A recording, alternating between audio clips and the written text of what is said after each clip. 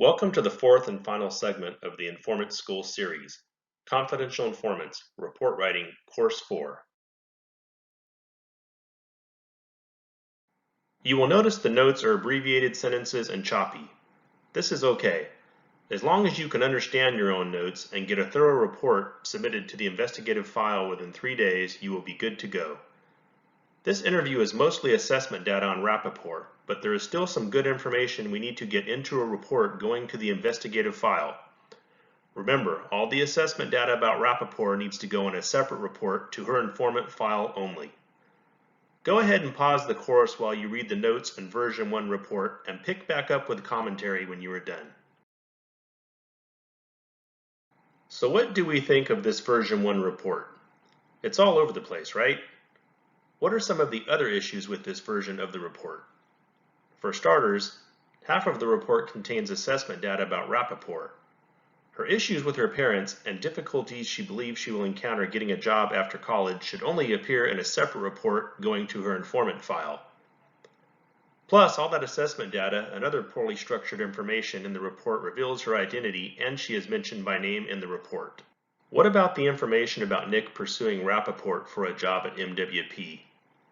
Unless you can figure out a way to include this information in your report without revealing the identity of your CI, leave the information out of the report. This is clearly an example of a report that should not be sent to the investigative file. Let's look at version 2. Confidential Informants, Report Writing, Course 4, completed. Please email me, Rob Wallison at orobwtrainingsolutions@gmail.com anytime you have questions.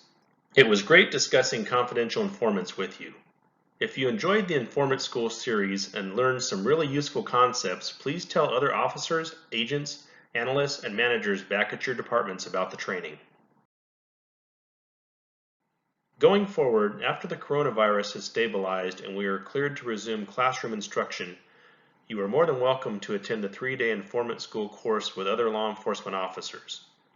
Some of the differences and additions to the classroom course are a combined total of 4 assessment and recruitment interviews of potential confidential informants, 2 screening and rating exercises for 2 different specific informant blueprints, a classroom and off-site elicitation exercise, an off-site surveillance detection exercise, and 4 versions of 2 reports sent to the investigative file for review.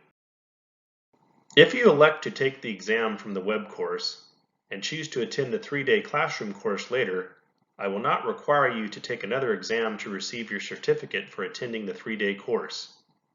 The classroom version of the 3-day course is only open to federal, state, and municipal law enforcement officers, agents, and analysts in the U.S. or U.S. territories.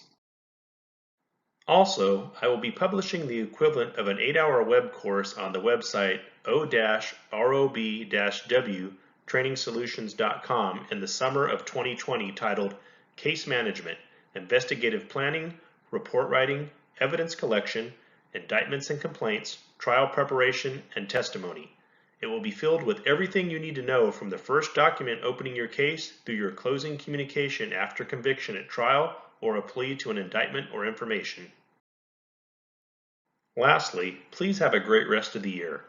Sign up for the bi-monthly webinars if you have any questions or just need clarification on any of the topics presented in the course, and email me at any time.